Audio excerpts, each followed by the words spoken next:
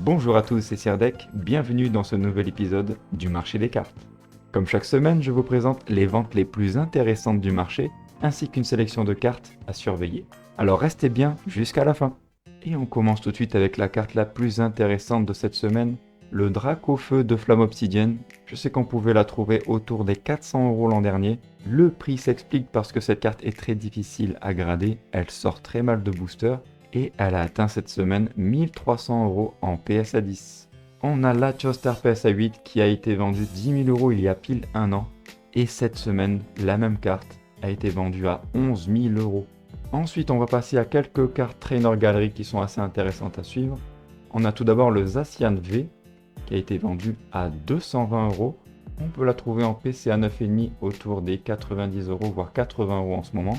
Après le Zacian de Zénith Suprême, on a la Trainer Gallery de Astre Radieux qui a été vendue à 170€ pour le dernier PSA 10, et c'est une carte qui se trouve autour des 60€ en PCA 9,5.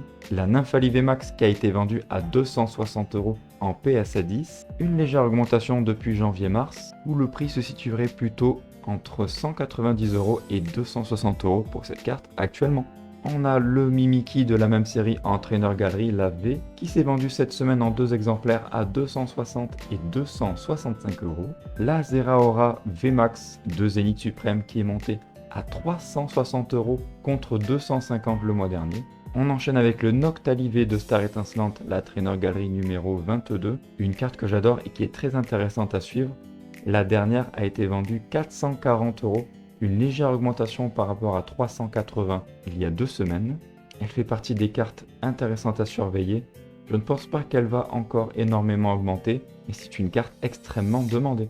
Et on a ensuite la Rayquaza VMAX Trainer Gallery numéro 20 de Tempête Argentée. La vente précédente en PSA 10 était à 575€, et je vous avais dit que par rapport au prix de la PSA 9, la PSA 10 était une très bonne affaire, et elle est partie cette semaine à 700€. On enchaîne avec quelques cartes CCC en God Label, avec tout d'abord le Noctali X, la promo 176 du coffret évolution prismatique avec la Mentali, et 2 exemplaires se sont vendus à 150€ et 170€. C'est une carte pour moi, je vous avais dit, qui est très facile à grader, et si on compare avec le PSA 10 qui est parti à 200€, il est quand même intéressant d'aller chercher le Gold Label chez CCC. Dans la même logique, on a le Mega Ectoplasma de Héros Transcendant qui a été vendu à 190€, avec pareil 2 exemplaires cette semaine. Et enfin le Mega Dracofeu X, la simple full art de Flamme Fantasmagorique, qui est parti légèrement plus cher par rapport au mois précédent, à 140€.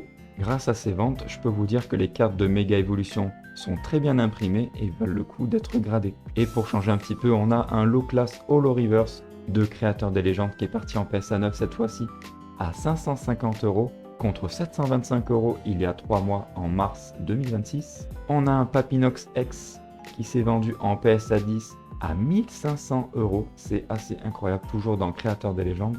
On a ici une carte que je suis, la Noctali Reverse de Explorateur Obscur, qui est passée de 75€ en CCC 9 à 120€. Pour une carte de noir et blanc, une simple reverse, je trouvais ça intéressant de vous le partager, surtout que c'est un Noctali de Tokia, un illustrateur que j'aime beaucoup. Ensuite, je vais vous montrer 2 primes avec tout d'abord la Maconior de Triomphe en 9,5 qui s'est vendue à 220€, vente toujours aussi stable, et le Raichu Prime de Indomptable en PCA 9 qui par rapport à mars s'est vendu cette semaine à 260€. Et enfin, on enchaîne avec les cartes à suivre pour cette semaine avec le Dracofeu V alternative de Star Étincelante qui est parti à 1000€ en 2 exemplaires. C'est une carte pour moi qui n'a pas fini de progresser.